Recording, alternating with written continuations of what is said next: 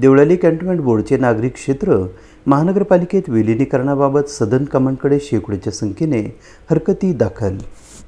देवळाली छावणी परिषदेचा नागरी भाग छाटणीला असलेल्या आक्षेपाबाबत देवळाली छावणी परिषदेचे सेवानिवृत्त कर्मचारी तसेच कंत्राटी कर्मचारी यांच्याकडून शेकडोच्या संख्येने हरकती दाखल केल्या जात आहेत. केंद्र सरकारच्या संरक्षण मंत्रालयाच्या वतीने दिनांक 5 मार्च 2024 रोजी देवळाली छावणी परिषदेचे नागरी क्षेत्र छाटण्यासाठी अधिसूचना प्रसिद्ध करून हरकती मागवण्यात आल्या होत्या. त्या अनुषंगाने देवळालीतून general officer commanding in chief दक्षिण कमांड पुणे यांच्याकडे शेकडोच्या संख्येने हरकती दाखल केल्या जात असल्याची माहिती देवळाली कॅन्टोन्मेंट बोर्ड एम्प्लॉईज युनियनचे अध्यक्ष MI खान यांनी दिली आहे. हरकती संकलित करून सदन कमांडला पाठवण्यासाठी कॅन्टोन्मेंट एम्प्लॉईज युनियनचे जनरल सेक्रेटरी संजीव राजोरा, उपाध्यक्ष सुरेंद्र मेहरोलिया, शिवाजी सपकाळे, सुदाम ताजनपुरे, संजय भवार, चंद्रकांत उकरडे, चित्रा सोनवणे मार्गदर्शन व सहकार्य करत आहेत. या संदर्भात नोंदवलेल्या हरकतींमध्ये नमूद करण्यात आले आहे की देवळाली छावणी परिषदेचा नागरी भाग छाटणीला आम्ही आक्षेप घेत आहोत. देवळाली कॅन्टोन्मेंट बोर्ड गेल्या अनेक वर्षांपासून दर्जेदार सेवा जनतेला देत आहे. सामान्य जनतेला चांगल्या नागरी सुविधा पुरवत आहे.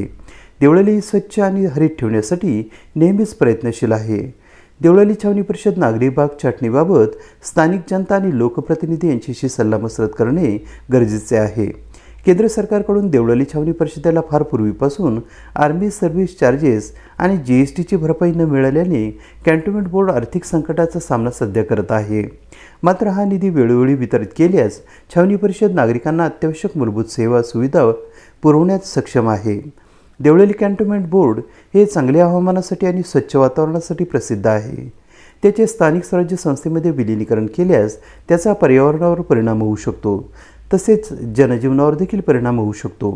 छावणी परिषदेच्या शिक्षण संस्थांमधून अनेक गोरगरीब गरजू विद्यार्थ्यांना मोफत शिक्षण दिले जात आहे.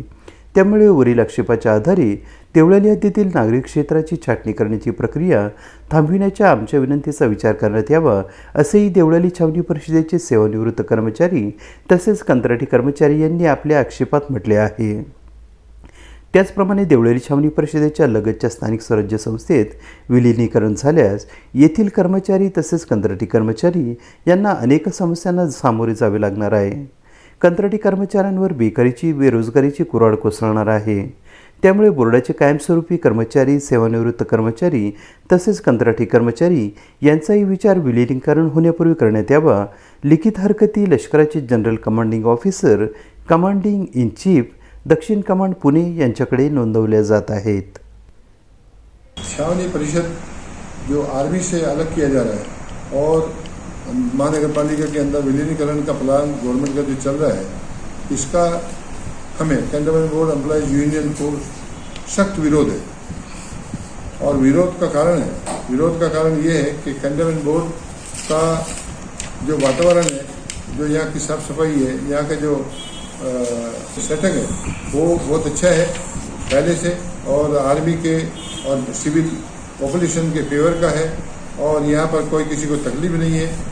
यहाँ के कर्मचारियों को अगर विलीनीकरण किया और पृथककरण किया तो उस कर्मचारियों को बहुत तकलीफ हो जाएगी. उनकी सीनियरिटी मेंटेन नहीं होगी, उनका प्रमोशन खत्म होगा.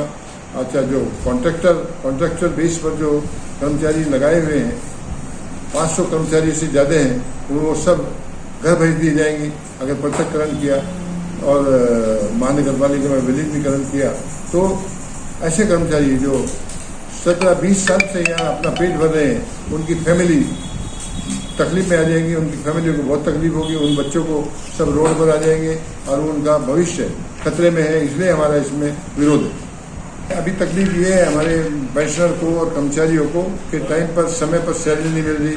उसका कारण ये है कि सरकार GST कैंटोन्मेंट बोर्ड को नहीं दे रही, सरकार सर्विस चार्जेस नहीं दे रही, फंड रिलीज नहीं कर रही. तो इसलिए पेमेंट पेंशनरी फैमिली पेंशन देने के लिए सरकार के कैंटोन्मेंट बोर्ड के पास पैसा नहीं रहता और वो डिले हो रहा है पेमेंट. सब एक्शन डिले हो रहे हैं. और ये जो पेमेंट समय पर नहीं मिलता, सरकार बोर्ड के इलेक्शन लेने चाहिए और इलेक्टेड बॉडी यहाँ रूल करना चाहिए और यहाँ पर FSI बढ़ाना चाहिए यहाँ की बिल्डिंगों का FSI बढ़ना चाहिए, यहाँ की बिल्डिंग का। उसके अलावा FSI बढ़ा दिया, मार्केट शॉपिंग मॉल बनाने का परमिशन देना चाहिए। गवर्नमेंट ने guarantee rate special guarantee rate देना चाहिए, जिससे कंटेनमेंट बोर्ड को इनकम बढ़े और कंटेनमेंट बोर्ड यहाँ पर एक स्वस्थ और अच्छा वातावरण और अच्छा राज कर सके। AB न्यूजसाठी प्रमोद रहाणे, देवळाली कॅम्प, नाशिक।